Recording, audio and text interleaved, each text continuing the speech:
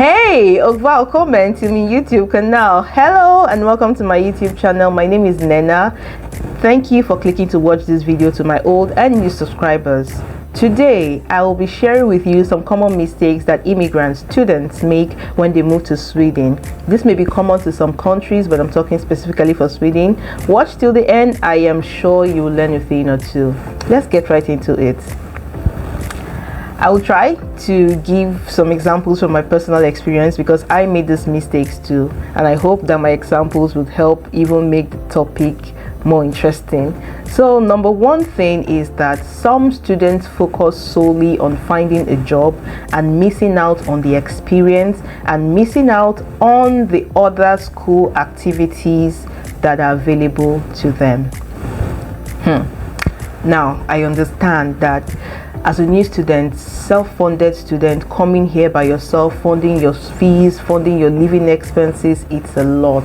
So for some persons, once they arrive, it's boom, I need a job so I can pay for my school fees in November. I have also in previous videos not really encouraged this. I understand, but as much as possible, if you can have your first and second semester fees before you arrive ready, it will help you to even be in the right frame of mind to look for these jobs, to pursue your academics, which is the number one reason why you're here.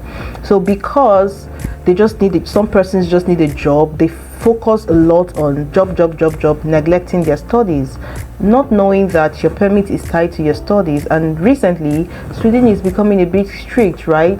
There are agreements with university to check that you're actually studying, your courses are being registered, you're taking exams. So all of these things may be checked, and if you're solely on the job side ignoring your academics, you may be affected, thereby missing on both ends, right? Now, another thing that this does is that students miss out on the opportunities provided by university. What do I mean by this? Some universities have things like career fairs, they have like coaching sessions, they have like internships opportunities that they post, they have like meetups. There are lots of activities that would actually could help you get these jobs, but because you just want the job, some persons totally ignore all of this and miss out. I have an example. In my university, KTH, they have like this Amada stuff where they have career fairs where lots of companies come to recruit students. There are companies that get their entry-level people from partner universities, but where you're working every time, your part-time job as a student, where you're working, you don't even have time for any of these school activities. Like, I beg, it's not my business, what are they even doing, let me just write my exam and pass. You're missing out. So as much as possible, try to find a balance, right? Put your ears to the ground for school activities that will be of benefit to you. Try to attend them. It shouldn't really be at the expense of job or no job. Job is important, but if you can focus, get your papers or your academics sorted, job will always come, right?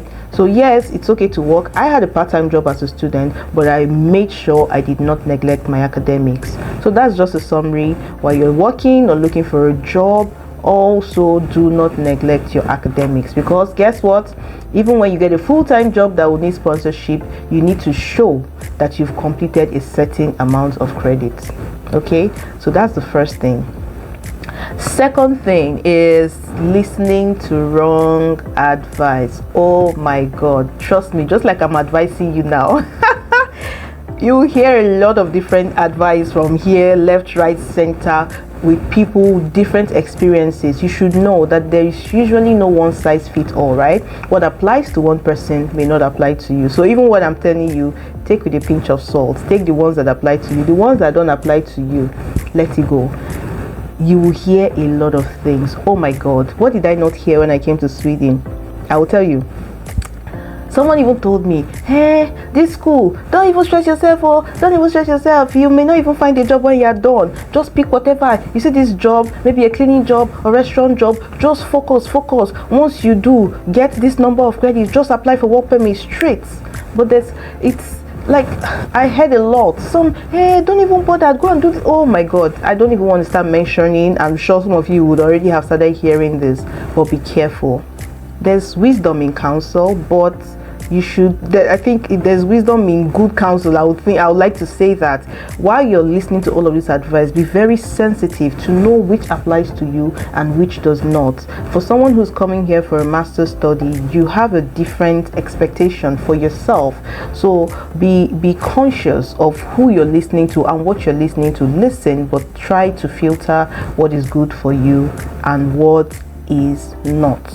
Okay, so be careful. Just like, I don't know, I'm trying not to, again, no shades to anyone, but just be careful who you're listening to when you come to Sweden.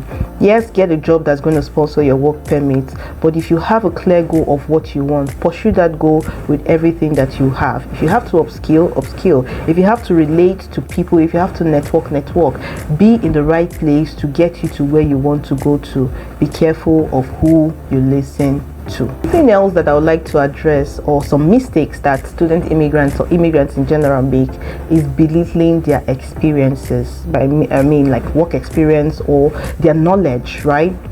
Because for me, we look towards countries like this as abroad, and it's more like they're more developed, they have more people with experience, they have more knowledge. To some extent that's true, but that does not take away your own experience, your own knowledge, because guess what, we have to do all of these things in a very tight system, in a very challenging system, and we come out successfully. So if you have experience, don't be afraid to express yourself. Of course, there's something in Sweden called not so little, not so much. Look for a perfect balance to express your experiences, your knowledge, your skills in a way that counts. And don't go saying, I know this, but not so much. That kind of, maybe I don't know too much. If you know what you know, then you know it, and nothing can take that away from you. I'll give my personal story, which is not so good. So I hope you learned from it. I had some work experience from Nigeria. But when I came to Sweden, I had my master thesis at a company, and from the master thesis, I was going to be employed as a permanent staff. Now, because I felt like my experience did not really matter, or it does not really match up, I was afraid to bargain or negotiate. I was not bold enough to put out my experience as useful, even though it was. I was afraid to sell myself or show my experience in a way that was useful to the current job that I was going to be getting. And this really affected me so bad. On the other hand, I had a friend, an Asian friend, who we both got in together. She made sure her experience counted. She started the job at a higher level than I did, a higher salary than I did. And this is very important because your entry salary in Sweden matters a lot. Whatever increase you're going to be getting is going to be little. So whatever you start with is a base that you're going to live with for a long time, except you change jobs. So this really affected me very bad. I wasn't able to sell myself and my experiences in a way that mattered because I felt they were not there.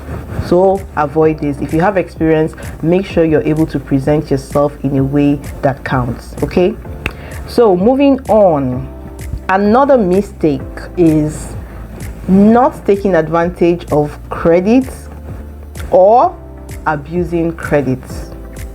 So because credit is not easily available in some parts of the world, when you come to a place where it's almost like a lifestyle, people live on credit, it's very easy to access credit. You may either be so tied to your own way of not wanting credit at all. It's like, no, I don't want to borrow. I don't want, count me out. You may be on this side or on the other side where it's like, credit, so I have all this money to spend on my own, give me, and you start buying. Credit is good, but it shouldn't give you the mindset that you have too much to spend when you don't. So for me, this is how I use credit cards if I want to. For the expenses that I'm going to do for the month, or big expense, or if I want to make a trip, because some of them come with very good packages or very good add-ons or reward systems, right? You could get points for flights, you could get cash back. So for big expenses that I want to make, that are inevitable, that I have planned to make, I use my credit card, and before the end of the month I pay it off. So I'm not owing, it's not like owing anybody, it's more like using my money and getting something from it. Do you understand? But to be totally averse to it does not make much sense. right? To totally say I'm not going to use credit at all, it doesn't make much sense. It's not good. I don't think so. Some financial people, I'm not a financial person, but some persons can argue otherwise. But I think it's okay to use credit for some things, but to abuse credit and start using it to buy things that ordinarily you would not be able to afford, then that's not good also. So take advantage of credit, but don't abuse it. Moving on.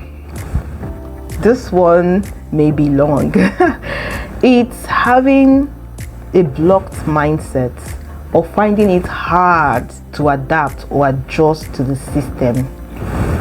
I will try to give different perspectives to this because it's really large. Now, when you're moving to a new country, first thing you should know is that it is new, and whatever you're used to may be different, or is definitely different from what you're going to be experiencing. So if you're coming with that mindset of change and expecting change, I think it will be easier for you. But if you're coming with a mindset like I did, this is the mindset I came to Sweden with. It's more like, with everything I've had to do with in Nigeria, the challenges, everything, Sweden will be a walk in the park. After all, they have everything in place. They have light, they have good roads, Man, when I came here, I was shocked because it was so different. Before I could even understand, my peers have already finished submitting assignments, and I'm still here thinking, what exactly are they? In fact, what is this assignment about in the first place? I could not ask some questions sometimes. It's like some are already asking, doing this, submitting, okay, when do we meet? I'm like, no, wait. What tool exactly am I supposed to use for this assignment? So it was a huge change. So first perspective is the fact that there's a lot of information provided already. Exams that you're going to take in months have already been planned. The place you're going to take the exam has already been planned. Your lectures, your assignments, the date you turn them, everything is provided. If you're not used to reading and comprehending, it's a skill that you now have to start learning, and learning fast, because you don't have time. Okay, it's a huge, it could be a totally different video on its own, because I don't think that the way we read and understand back home is that deep. It takes someone who does extra to go and make research and understand really what it's about. In fact, from where I'm coming from, the lecturers even want you to fail, so it's more like a competition of you must not pass this exam. But here they want you to pass, and not just pass, they want you to understand what you're doing, how it fits into this course you came to study, and how it fits into the broader picture, into the society and the economy or the country at large.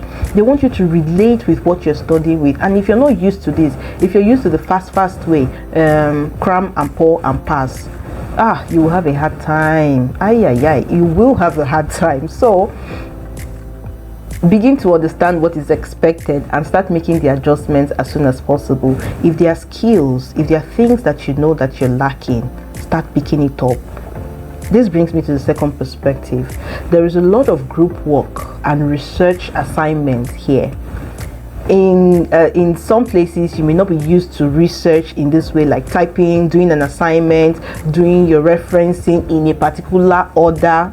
I had to do that for my bachelor, what's it called now? It's not thesis, what do they call? Bachelor project or something like that. I had to do that, right? But even that, I still wasn't equipped with enough to do some basic assignments here. So I had to learn. I had to go to YouTube. I had to go to YouTube to start learning how certain referencing styles are done, how to source for information on Google using Boolean, and or how to go, what materials are recognized as real journals that should be used for assignments. It was a lot of work for me. Like, I basically had to do twice the work that some of my peers had to do because I wasn't equipped, right? So arguing and complaining, there's no place for that. Just know that it is different. Learn what is needed and start moving fast. And then there's a lot of teamwork. You work in groups. Me, most of what I did in bachelor's was independent. If I had to consult with friends who knew better, I did, and I did my work on my own. But here, I find out, boom, before anything started, they've already started, start picking groups. And in Sweden, for some courses or for some programs that you have lots of suites, some of these people have been friends since ages past. So they've already planned their group members. You have to just look for where you fit in, and then when you come, you now have to, oh God, it's a lot of adjusting, but it will grow on you, right? Just start, you start learning people's culture, you start learning how people act, how people react, how they communicate, and then you make the necessary adjustments. A challenge that I faced was that, when you sound assertive, when you sound confident in what you know here, and you say it that way, you'll be seen as rude, or you may be, now this was my experience, you may be seen as rude or being too confident, and in Sweden is not a very good thing. I had to start learning to use words like maybe.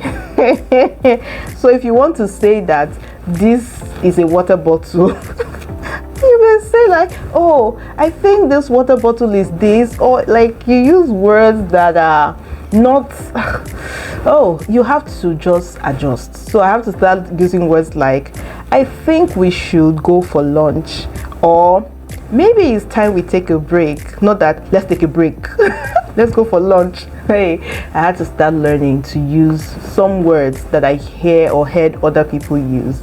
Trust me, it wasn't fun, but I am getting used to it. They say do in Rome as Romans do. If you have to make adjustments, make the adjustments, provided it's not changing the core of who you are. Let me not start preaching. Let's move on. Then finally, in this adjusting and adapting topic that I'm talking about is the fact that in Sweden there's a lot of queuing. There's a queue system for almost everything. If you want to get a house or an apartment, you have to join a queue. If you walk into an establishment like a bank and you want to do something or see the customer service, there's like a machine that you have to go and click and get a number and wait for your turn. You'll be seeing the number on top. You wait for your turn.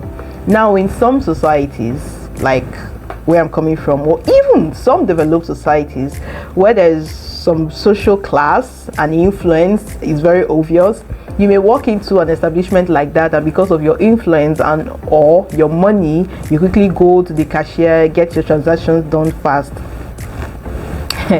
That really doesn't happen in Sweden. You have to wait for your turn. So you have to wait for your turn. If you're told that a processing is going to take 2 weeks, you will wait for 2 weeks. If you're lucky and it's done before 2 weeks, be happy. But except on very special cases which I've not really heard of, you will have to wait. Maybe you're told your personal number is being processed for 3 weeks or 1 month, you will wait. There's nobody that you will call that knows somebody that knows another person. You will wait. So I'm saying this so you start adjusting. If you know that you're going to need something for a shorter time, start looking for alternatives, or start looking for ways that you can, adjust. But you really cannot go out of your way to make them do stuff for you faster because you are somebody, or do you know who you are, kind of thing. So this is something very important to note. If there's a queue system, join the queue as fast as possible so that you get your stuff done when you need it.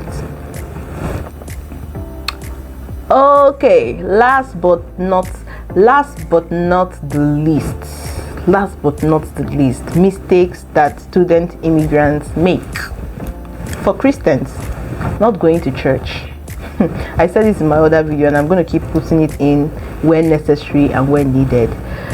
See, when you come here, because of how some religious people act or fellowship where they are, or maybe like, oh, there's a lot of noise, the way they worship is jim, you may not find that here. Or if you're someone who every time you go to church is a question of God, give me this, give me that, God give me job, God give us, make our generator work perfectly, electricity, God, pray for government, pray for good roads, and then you come here, you find that electricity is not a problem, good road is not a problem. You come and you immediately get a job that you're doing. It's almost like there's nothing to pray for anymore, and then you feel like there's no need to worship or to serve, or you just want to be worshiping God in your heart. That's true, God is in your heart, but the Bible also asks us to not neglect the assembly of the saints. So I will still say this: find a fellowship. You will need it. Find a church and serve God. Find a place where you can serve God and serve God. It is when you move here that you really develop a relationship. Yeah, you can quote this wrong, but yes, you would need to have a real relationship, because the kind of prayers you'll be praying will no longer be give me. It will be more a prayer of thanksgiving. What do you want me to do for you, Lord? How can I be a better person today? What else? How can I get to know you better? So please go to church. Don't think that because you've arrived here and everything seems okay, then there's no need to fellowship. That's not true. All right, this is all I have to share for this video. I hope you've learned something, and I hope that this would help you in your endeavor in Sweden. Thank you so much for watching to the end. If you have any questions, comments, please drop it and I'll do my best to respond. Thanks again. Goodbye.